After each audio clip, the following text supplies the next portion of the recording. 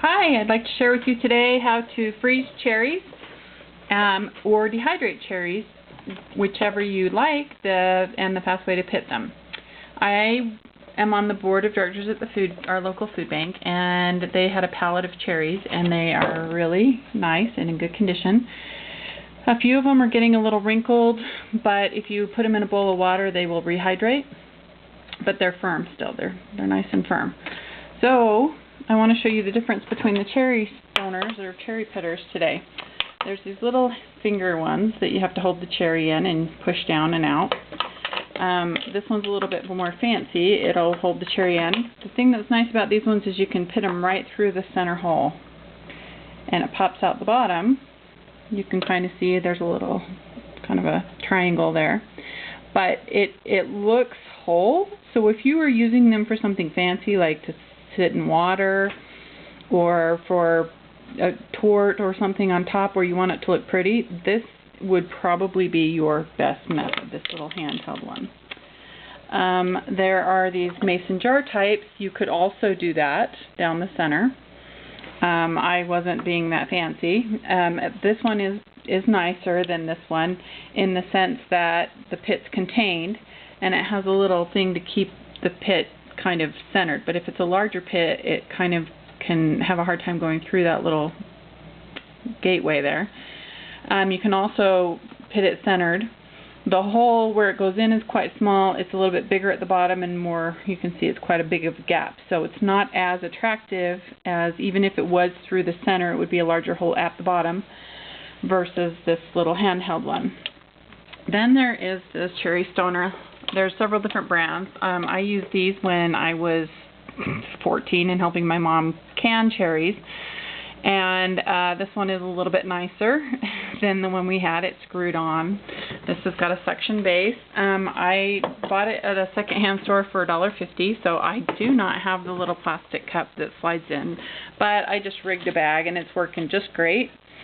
This one is quite fast, except I'll show you how it works. You push it down. You can see it kind of squishes the cherry a little bit, bruising the cherry, but then the cherry gets stuck and the pit's hanging down. Now if I do it again, it puts another hole, squishes a little bit more, and I would say 1 in 5 end up with the pit still on it.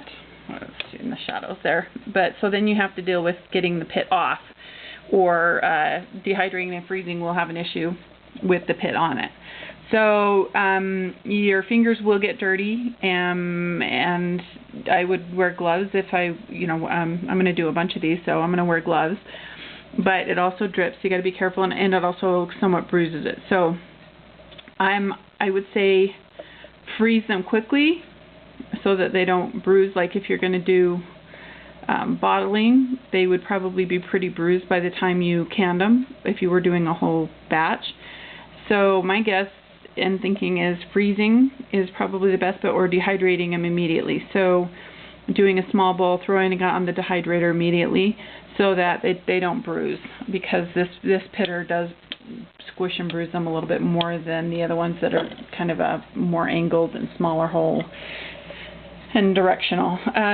You can freeze them whole with the pit, but since I want to throw some into smoothies, these are the suggestions that come on the inside of the container.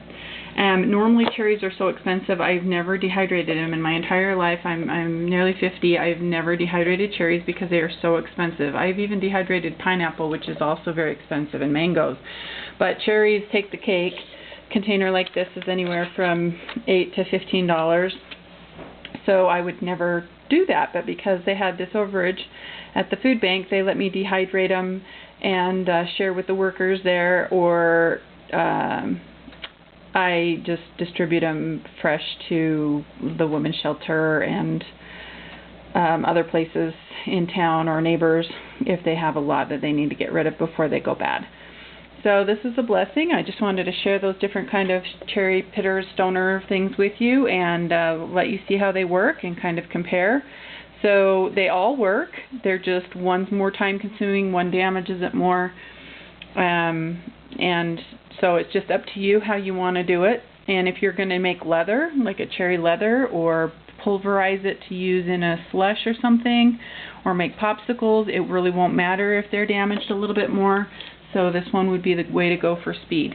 Anyway, check out my blog. I've taken pictures and will detail a little bit more. thesecretisgratitude.com, and type in Cherry Pit at the bottom of the homepage in the search box, and up will come this post. Thanks for watching and have a blessed day.